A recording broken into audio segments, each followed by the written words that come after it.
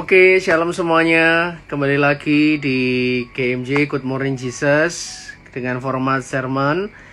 Kita ada format renungan tiap hari Senin, Rabu, dan Jumat.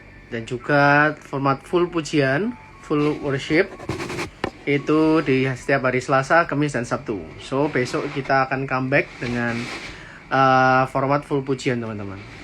Mari kita sebelum mau mulai hari ini, sebelum kita mulai KMJ pada pagi hari ini, kita mau buat tanda kemenangan kita dalam nama Bapa, Putra, dan Kudus. Bapa dalam surga, kami mengucap syukur Tuhan kalau pagi hari ini Kau boleh memberikan kami nafas yang baru Tuhan. Kau boleh memberikan dalam hati kami sebuah kelegaan Tuhan, sebuah harapan yang baru Tuhan. Dan kami bersyukur Engkau lah yang terus hadir di dalam setiap kehidupan kami. Di tengah-tengah situasi, kondisi apapun Tuhan, Kau adalah Allah yang selalu setia. Dan hari demi hari Tuhan adalah kesempatan di mana Engkau semakin menunjukkan kesetiaan-Mu dalam kehidupan kami. Terima kasih Tuhan, sebentar kami akan mendengarkan setiap kebenaran firman-Mu. Mari Engkau Allah Roh Kudus bekerja sebebas-bebasnya Tuhan. Sehingga setiap apa yang boleh kami sharingkan pada pagi hari ini benar-benar berasal dari kehendak-Mu sendiri Tuhan Yesus. Terima kasih Tuhan, berkati setiap para pendengar KMJ yang live maupun yang nanti akan mendengarkan Tuhan. Berkati juga hamba-Mu sehingga apapun yang boleh terjadi ini benar-benar dalam koridor rencana-Mu. Terima kasih Tuhan, terima kasih. Di setiap doa kami mau satukan dalam satu nama yang penuh dengan kuasa, nama Tuhan kami Yesus Kristus sebagai juru selamat kami yang hidup dan berkuasa kini dan sepanjang segala masa. Amin. Teman-teman, hari ini kita mau bahas dari bacaan Injil di misa hari ini dari Yohanes 3 ayat 1 sampai 8. Saya bacakan. Judul perikop ini adalah percakapan dengan Nikodemus. Inilah Injil Yesus Kristus menurut Santo Yohanes. Dimuliakanlah Tuhan. Adalah seorang Farisi yang bernama Nikodemus, seorang pemimpin agama Yahudi. Ia datang pada waktu malam kepada Yesus dan berkata, "Rabi, kami tahu bahwa engkau datang sebagai guru yang diutus Allah. Sebab tidak ada seorang pun yang dapat mengadakan tanda-tanda yang engkau adakan itu jika Allah tidak menyertainya." Yesus menjawab katanya, "Aku berkata kepadamu, sesungguhnya jika seorang tidak dilahirkan kembali, ia tidak dapat melihat kerajaan Allah." Kata Nikodemus kepadanya, "Bagaimanakah mungkin seorang dilahirkan kalau ia sudah tua? Dapatkah ia masuk kembali ke dalam rahim ibunya dan dilahirkan lagi?" Jawab Yesus, "Aku berkata kepadamu, sesungguhnya jika seorang tidak dilahirkan dari air dan roh, ia tidak dapat masuk ke dalam kerajaan Allah. Apa yang dilahirkan dari daging adalah daging, dan apa yang dilahirkan dari roh adalah roh. Janganlah engkau heran, karena aku berkata kepadamu, kamu harus dilahirkan kembali. Angin bertiup kemana ia mau, dan engkau mendengar bunyinya. Tetapi engkau tidak tahu dari mana ia datang, atau kemana ia pergi. Demikianlah halnya dengan tiap-tiap orang yang lahir dari roh." Demikianlah Injil Tuhan. Terpujilah Kristus. Teman-teman yang baru join bisa dibuka juga di Yohanes 3 ayat 1 sampai 8. Nah, teman-teman, hari ini kita mau mulai renungan singkat ini dengan membahas perikop ini. Percakapan dengan Nikodemus. Teman-teman, kira-kira siapa nih Nikodemus? Dia adalah salah seorang yang menguburkan yang menurunkan jenazah Yesus dan juga kemudian menguburkannya bersama dengan Yusuf dari Arimatea. Teman-teman, karakter Nikodemus ini adalah karakter yang beberapa kali disebut dalam kisah perjalanan Yesus, khususnya pada saat Paskah saat-saat ini. Ia adalah seorang imam besar, tapi teman-teman boleh bayangin kalau imam besar itu berarti seseorang yang dia itu punya jabatan, teman-teman. Dan Yesus pada saat itu adalah seorang tuduhan, seorang yang dianggap penjahat, musuh besar dari kaum Farisi, teman-teman. Tapi seorang imam besar, dia merendahkan diri untuk dia boleh bertemu dengan Yesus. Dan Nikodemus ini dia mencari kebenaran, yaitu Yesus sendiri, pribadinya Yesus. Dan jelas ini pasti akan penuh dengan yang namanya risiko, teman-teman. Bisa dianggap sebagai pengkhianat, ya kan? Nikodemus bisa dianggap sebagai seorang yang murtad, teman-teman. Bahkan bisa dicopot dari jabatannya, dan bisa diekskomunikasi mungkin bahkan. Dan ini memang benar terjadi setelah Yusuf Arimatea dan juga Nikodemus menguburkan Yesus. At the end, pada saatnya lagi nanti, si Yusuf Arimatea dan Nikodemus ini pun juga akan dicopot dari jabatannya menurut beberapa catatan histori. Teman-teman, di sini kita belajar bahwa seorang Nikodemus yang punya jabatan tinggi, yang dia juga punya posisi, dia nggak pernah hitung untung rugi untuk bertemu dengan Yesus, untuk bertemu dengan Tuhan. Satu kata kunci yang bisa kita pelajari dari seorang Nikodemus adalah dia punya kerinduan yang besar banget untuk bertemu dengan pribadinya Yesus. Karena teman-teman gini ya, kalau kita lihat orang yang haus dan lapar, cara makan dan minumnya itu benar-benar berbeda. Kita bisa bayangin diri kita juga kalau misalnya kita lagi mau makan nih. Kalau kita half full, maksudnya kita udah separuh kenyang atau kita lagi nggak lapar banget, ya cara makan kita itu ya biasa aja teman-teman. Tapi kalau orang-orang yang benar-benar lapar, cara makannya beda teman-teman. Nah, kita juga belajar dari Nikodemus, bagaimana dengan kita saat ini? Apakah kita datang mencari Yesus dengan sebuah kerinduan, dengan sebuah kebutuhan yang benar-benar mendalam, teman-teman? Bukan cuma sekedar, rutinitas. Karena orang yang lapar, sekali lagi, cara makannya beda. That's why Tuhan selalu katakan di Injilnya, dikatakan di Alkitab bahwa berbahagia orang yang datang pada Yesus dengan rasa haus dan lapar, karena Yesus akan melegakan. Kalau kita mau bandingkan dengan Nikodemus, kita belum merasakan risiko apapun, teman-teman. Bahkan risiko kematian pun tidak ada, gitu ya. Maka mari kita buktikan, teman-teman, kerinduan kita mendalam. Khususnya pada saat yang sangat mendalam ini, khususnya pada saat kesempatan COVID ini, teman-teman. Nah, di sini juga judulnya tadi percakapan dengan Nikodemus, teman-teman. Artinya kalau kita bercakap-cakap dengan seseorang itu ada sebuah komunikasi. Komunikasi itu kan dua arah, teman-teman ya. Artinya gantian. Nah, kalau kita lihat di perikop ini, teman-teman lihat dari ayat 1 sampai ayat 8, kita kalau saya hitung ya, perkataan si Nikodemus itu hanya ada satu di ayat 2, kemudian ayat keempat, ya kan? Udah itu aja, teman-teman ya. Nah, artinya gini, dalam percakapan dengan Yesus, kalau kita belajar dari Nikodemus, di dalam perikop ini, siapa yang ngomongnya lebih banyak, teman-teman? Si Nikodemus atau si Yesus? Ternyata dalam perjumpaan dengan Tuhan Yesus, yang harusnya ngomong lebih banyak itu adalah Tuhan Yesus, teman-teman. Nah, hari ini kita juga belajar, selama kita berkomunikasi dengan Yesus, selama kita berjumpa dengan Yesus, selama ini yang lebih banyak ngomong siapa, teman-teman? Kita lebih banyak request, atau Yesus yang lebih banyak ngomong dalam perjumpaan-perjumpaan kita tiap pagi ini? Teman-teman bisa evaluasi berapa, termasuk saya juga pastinya, teman-teman. Pada saat kita berdoa, bagaimana porsi doa kita? Kita yang ngomong terus, apa kita gantian sama Tuhan, gitu ya? Nah, teman-teman, ada sebuah quotes yang saya juga belajar di komunitas, gitu ya. Knowledge, maksudnya pengetahuan tentang Tuhan, itu nggak akan ada artinya kalau tidak ditambah dengan perjumpaan kita dengan Yesus secara pribadi. Karena pengetahuan, knowledge tentang Tuhan ditambah dengan perjumpaan secara pribadi, ini menjadi sebuah kekuatan yang bisa mengalahkan ketakutan, teman-teman. Maksudnya kayak gimana? Kalau saya boleh sharing kan, teman-teman ya. Kita tahu Yesus sebagai juru selamat, tapi ketika kita, itu berbeda maknanya, lebih dalam maknanya ketika kita berjumpa dengan Yesus sebagai seorang pribadi dalam pujian penyembahan, dalam doa-doa kita setiap hari, dalam permenungan kita, teman-teman. Karena itu akan menimbulkan sebuah penghayatan yang lebih dalam lagi.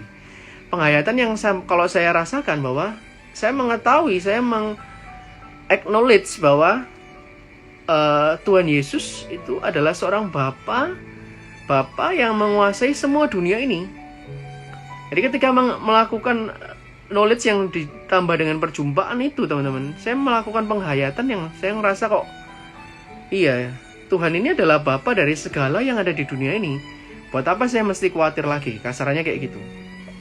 Nah, justru bahkan kalau dulu, teman-teman ya, kalau saya nggak punya uang sekian di tabungan, saya tuh ngerasa kayak, waduh, masih bisa hidup nggak ya? Saya bisa lanjutin nggak ya? Bisa hidup ini, bisa mencapai impian-impian ini dan sebagainya nggak ya? Kalau nggak pakai barang yang branded, deg-degan gitu ya. Nanti saya diakui nggak sama teman-teman saya dan sebagainya. Tapi kalau sekarang ya prinsip yang namanya ketakutan itu semakin menyusut, teman-teman, karena kita tahu bahwa Tuhan yang menguasai hidup ini, Allah Bapa yang benar-benar berkuasa dalam hidup kita. Buat apa kita khawatir? Kasarannya seperti itu. Nah, teman-teman, apa hubungan antara Nikodemus dan lahir baru? Ini kata kunci yang kedua, teman-teman. Kunci utama lahir baru adalah muncul dari hati. Awal mulanya adalah muncul dari hati lalu berbuat tindakan, teman-teman.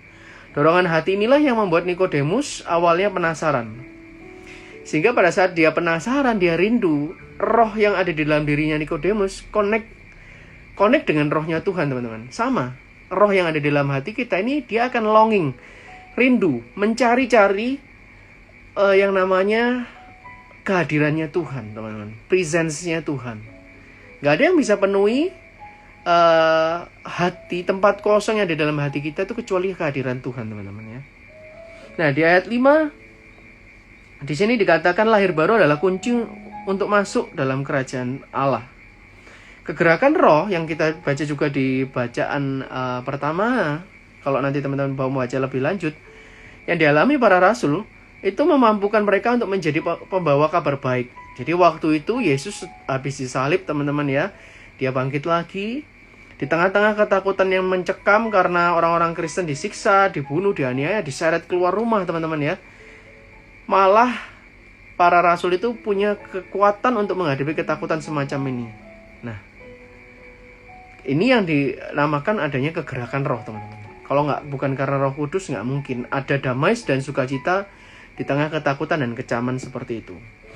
Kalau kita lihat belajar dari kehidupan kita di hari-hari ini, teman-teman ya, mau COVID terjadi, kita lihat beberapa ini, teman-teman ya, banyak.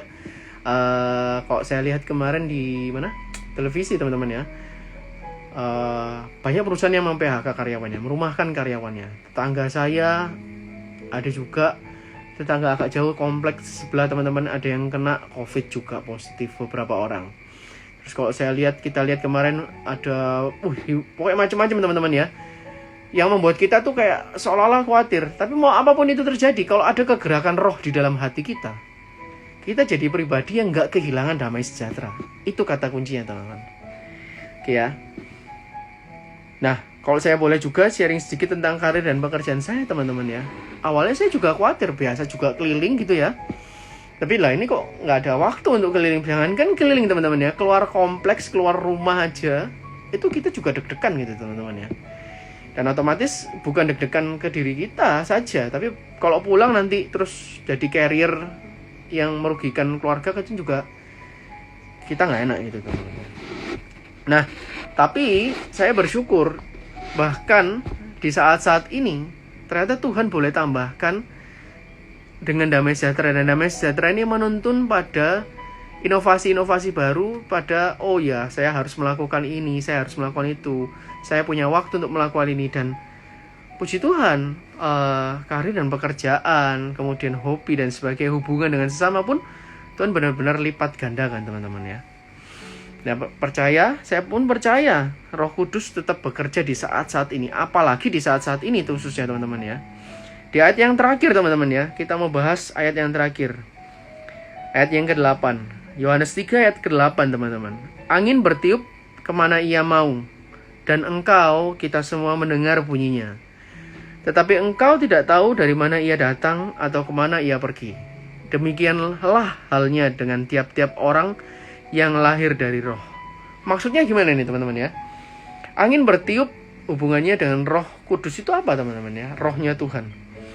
Waktu saya cari di kompendium ya, di pembahasan tentang Alkitab, teman-teman ya, ternyata seperti ini kebenarannya. Maksud dari ayat 8. Angin bertiup ini terserah kan kita nggak bisa nyetop angin ya teman-teman ya. Mau dia ke kiri, mau dia ke kanan, mau dia ke atas bawah ya terserah gitu ya. Tapi kita mendengar bunyinya. Artinya gini teman-teman, orang yang dikuasai oleh Roh Kudus tidak memaksakan kehendak dagingnya sendiri. Wah, ini cukup dalam teman-teman ya. Jadi kemana Roh Kudus mau bergerak, dia taat. Mau dia ke kiri, ya kita ikut. Mau dia ke kanan teman-teman, ya kita ikut gitu ya. Taat untuk mengikuti kegerakan Roh Kudus. Biarkan Roh Kudus bekerja sebebas-bebasnya, seluas-luasnya. That's why teman-teman, kalau kita lihat di jemaat mula-mula, ketika Roh Kudus utus untuk ke orang-orang Ibrani, mereka berangkat teman-teman ya. Ketika Roh Kudus utus untuk ke orang-orang di luar Israel, mereka pun berangkat teman-teman ya. Orang yang dikuasai Roh Kudus, sekali lagi, tidak hitung-hitungan egonya teman-teman. Oh, nanti Tuhan kalau saya pelayanan di masa-masa COVID ini, kalau pelayanan via streaming gini, nanti saya nggak bisa ada interaksi teman ya Tuhan ya. Terus kalau nanti pekerjaan saya gimana? Terus dan sebagainya. Kita khawatir teman-teman ya. Tapi ingat, orang yang dikuasai oleh Roh, dia nggak pernah ngitung untung ruginya dulu. Tapi dia bangun kepekaan, Tuhan suruh dia kemana gitu teman-teman. Yang kedua, kegerakan Roh ini menembus yang namanya lapisan-lapisan, sama seperti angin. Angin ini kan sesuatu yang mudah berpindah tempat teman-teman ya. Bentuk dan juga mau pergi kemanapun dia sangat mudah menembus. Ya kayak misalnya ini lemari di belakang saya, namanya udara, dia bisa dengan mudah masuk kalau ada sela-sela. Sifatnya fleksibel dan dibutuhkan oleh tiap entitas di seluruh entitas yang hidup, makhluk hidup maksudnya gitu ya teman-teman ya. Nah sama, orang yang dikuasai dengan Roh Kudus, ia itu sifatnya fleksibel teman-teman. Kita diberi sebuah kebebasan untuk masuk ke berbagai macam lapisan teman-teman kita. Justru saat-saat ini kita mulai peka. Oh ternyata mungkin asisten rumah tangga kita, mungkin orang yang kita remehkan selama ini, mungkin orang-orang Gojek, ojek online gitu ya teman-teman ya, yang mereka membutuhkan peran kita saat ini. Mungkin tenaga-tenaga medis kita yang punya teman-teman yang lagi berjuang di garis pertahanan depan. Mari kita support dia. Karena kegerakan Roh ini nggak bisa dibatasi oleh ruang dan waktu teman-teman ya. Poin yang terakhir, mau bertiup kemanapun, kemana ia mau, tapi kita mendengar bunyinya teman-teman ya. Terasa, maksudnya bunyi itu kita ngerti kalau ada Roh Kudus di sini ya. Terasa teman-teman ya. Nah teman-teman, maksud dari bunyi ini adalah kalau kita udah dikuasai Roh Kudus, mari kita proklaim kehadiran Tuhan. Mari kita menjadi saksi-saksi Tuhan. Kita saksikan kedahsyatannya, kita saksikan kekuasaannya pada setiap orang yang ada di sekitar kita. Kita ini jadi corongnya Tuhan, juru bicaranya Tuhan teman-teman ya. Orang yang lahir baru itu nggak berubah fisiknya aja. Ya fisiknya mungkin bahkan belum tentu berubah teman-teman ya. Tapi yang berubah itu rasa dan bunyinya. Jadi kalau misalnya, apa bedanya saya ketika saya lahir baru dan saya nggak lahir baru teman-teman ya? Ya perkataan kita, ya sifat kita, kehadiran kita. Itu yang membuat kita tuh berbeda. Nah teman-teman, hari-hari ini kita mulai dengan hal-hal yang singkat di sosial media. Apakah kita proklaim corona, atau kita proklaim tentang kehadiran Tuhan Yesus, kedahsyatan Tuhan Yesus, kekuasaannya, otoritasnya yang masih terjadi, berlaku sampai saat hari ini teman-teman. Sekian renungan ini Tuhan, teman-teman, dari renungan firman Tuhan dari Yohanes 3 ayat 1-8. Kesimpulannya teman-teman, setiap kita yang telah menerima Bapa, Putra, dan Roh Kudus, khususnya buat setiap kita yang udah terima rahmat karunia sakramen baptisan, kita haruslah lahir baru teman-teman. Tidak terkecuali, dan kita percaya bahwa kegerakan Roh di dalam diri kita akan memampukan kita untuk melakukan perkara-perkara yang besar seturut kehendak Tuhan. Amin. Teman-teman, mari kita mau berdoa dan kita mau bersyafaat teman-teman ya. Syikirata para masyikirata para Bapak, kami bersyukur kalau pada pagi hari ini Kau boleh sapa kami kembali dengan perkataan-Mu sendiri Tuhan, dengan firman Tuhan dari Injil Yohanes Tuhan. Bapak, kami bersyukur kalau kami boleh belajar dari seorang pribadi, Nikodemus Tuhan. Dia gak pernah hitung-hitungan, dia gak pernah takut akan risikonya, gak pernah sungkan Tuhan untuk dia boleh ambil waktu yang terbaik untuk dia boleh berjumpa dengan Engkau Tuhan. Dan bahkan dia membuka hatinya selebar-lebarnya untuk dia mengalami kehidupan yang baru Tuhan. Bahkan dia ambil risiko untuk dia boleh menurunkan Engkau dari kayu salib, dan dia boleh menguburkan Engkau sendiri Tuhan Yesus. Bapak, saat ini kami berdoa, kami mohon agar Roh Kudus, Roh yang sama Tuhan, yang melawat, yang membaptis, yang mengurapi para rasul Tuhan, terjadi juga di dalam diri kami, di dalam rumah kami masing-masing saat ini Tuhan, saat kami mendengar kebenaran firman-Mu Tuhan Yesus. Dan kami tahu, kami percaya Tuhan, Roh ini akan menguasai kehidupan kami dan benar-benar membuat Tuhan apa yang kami lakukan sesuai dengan kehendak-Mu Tuhan Yesus. Terima kasih Tuhan, terima kasih. Mampukan kami, pandu kami, bimbing kami Tuhan dengan guidance-Mu, agar kami yang apapun yang kami lakukan sungguh-sungguh menjadi berkat, membawa damai sejahtera buat setiap sesama kami Tuhan. Saat ini kami berdoa syafaat Tuhan. Kiara masih kita para pada pasti kiara masih. Bapak, kami berdoa untuk bangsa dan negara kami Tuhan, untuk Indonesia ini Tuhan, untuk dunia ini Tuhan. Bapak, Kau sendiri yang melihat Tuhan, Bapak, saat-saat ini dunia membutuhkan kasih-Mu Tuhan, membutuhkan urapan-Mu yang begitu besar Tuhan. Bapak, Kau yang berkati pandemik COVID ini Tuhan. Kami percaya ini ada dalam bagian dari rencana-Mu sendiri. Kau yang boleh berkati, bahkan melalui hal-hal yang gak enak ini, firman-Mu sendiri berkata di Roma 8:28 Tuhan, Kau yang akan mendatangkan kebaikan buat setiap kami Tuhan Yesus. Bapak, Kau yang lindungi setiap tenaga medis Tuhan, teman-teman kami, dokter, suster, perawat Tuhan, siapapun Tuhan yang bekerja di garis depan Tuhan, pemerintah Tuhan. Kami juga berdoa, kami mau bawa Tuhan keluarga kami Tuhan, setiap kami yang juga masih melakukan usaha yang di luar Tuhan, pekerjaan-pekerjaan kami, kekhawatiran kami mau letakkan di bawah kaki-Mu Tuhan. 1 Petrus 5 ayat 7 berkata Tuhan, kami mau serahkan segala kekhawatiran kami, sebab kami tahu Engkau adalah Allah yang memelihara kehidupan kami. Kami mau bawa juga Tuhan kehidupan rohani kami, perjumpaan kami dengan Engkau hari-hari ini Tuhan. Malah Tuhan, ketika kami work from home, study from home Tuhan, atau juga activity from home, kami mau pakai waktu-waktu ini untuk kami boleh semakin dekat, semakin lekat, semakin erat Tuhan dengan Engkau Tuhan Yesus. Kami mau pakai untuk kami boleh memakai waktu-waktu ini melayani keluarga kami, melayani sesama kami, bahkan mungkin orang-orang yang selama ini kami anggap remeh Tuhan, asisten rumah tangga, mungkin driver kami, supir kami Tuhan, staf kami, karyawan kami Tuhan Yesus. Terima kasih Tuhan, terima kasih. Kami mau bawa setiap komunitas kami Tuhan, setiap ibadah kami, setiap misa kami Tuhan, komitmen kami, hubungan kami dengan Engkau Tuhan, sehingga kami tahu di waktu-waktu ini Engkau adalah Allah yang masih bekerja, Engkau adalah Allah yang masih berkuasa Tuhan Yesus. Jaga Tuhan, kami mohon berikan hikmat kepada kami untuk kami boleh menjaga kesehatan kami. Lindungi kami Tuhan, karena kami tahu apapun yang kami lakukan, setiap detail kehidupan kami, itu kami mau lakukan hanya untuk kemuliaan nama-Mu saja.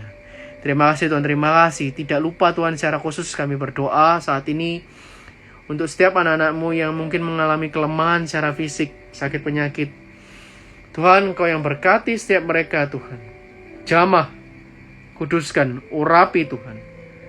Kami percaya Kau adalah tabib di atas segala tabib Tuhan, dokter di atas segala dokter.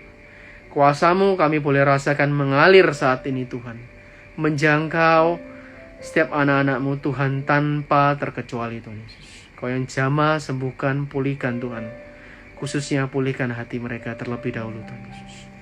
Kami percaya mujizat akan terus dan selalu terjadi Tuhan Yesus. bagi setiap orang yang percaya dan mengandalkan Engkau sendiri. Terima kasih Tuhan, terima kasih buat waktu-waktu yang sungguh indah ini Tuhan Yesus. Berkati aktivitas kami sehari ini, seminggu ini Tuhan Yesus. Dan kami mau lakukan semuanya hanya untuk kemuliaan nama-Mu. Terima kasih Tuhan, terima kasih. Kemuliaan kepada Bapa dan Putra dan Roh Kudus, seperti pada permulaan, sekarang selalu dan sepanjang segala abad. Amin. Bunda Maria, Engkau Bunda pendoa syafaat kami, terimalah salam cinta kami. Salam Maria penuh rahmat, Tuhan sertamu, terpujilah Engkau di antara wanita, dan terpujilah buah tubuhmu Yesus. Santa Maria Bunda Allah, doakanlah kami yang berdosa ini sekarang dan waktu kami mati. Amin. Terpujilah nama Yesus, Maria dan Santo Yosef untuk selama-lamanya. Santo Santa pelindung kami, doakanlah kami. Amin. Dalam nama Bapa dan Putra. Puji Tuhan. Sekarang kita mau sapa teman-teman. Shalom semuanya teman-teman. Jangan lupa besok masih ada GMJ dengan format full format teman-teman ya. Format pujian. Halo semuanya. Ada Stefani Sasongko. Halo. Lancar-lancar buat persalinannya ya. Ada Imelda, halo. Ada Henry, ada Linda. Halo semuanya. Ada Verdi, ada Yosua. Shalom guys. Stay safe ya, dan juga stay at home. Ada Felicia, ada Albert. Oh nih kok Albert juga rajin banget. Ada Vina, halo Vin. Ada Stefani, ada Fani. Foni, ada Cik Din. Halo dari Banjar. Ada Leo Gepeng, shalom bro. Ada Siska. Wah, ada juga David dari Port. Halo. Kok David ya? Hadi. Dari Julius. Halo semuanya. Selamat beraktivitas guys.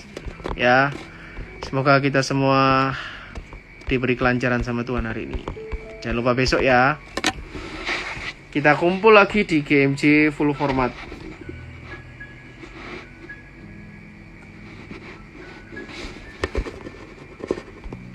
Oke, see you. God bless you semuanya. Tuhan Yesus memberkati. Dadah.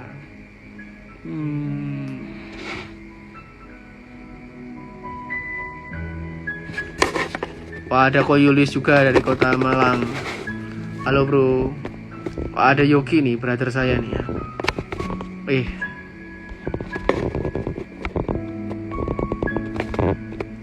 Thank you semuanya. Tuhan Yesus memberkati. Tetap hati-hati. Dadah, shalom.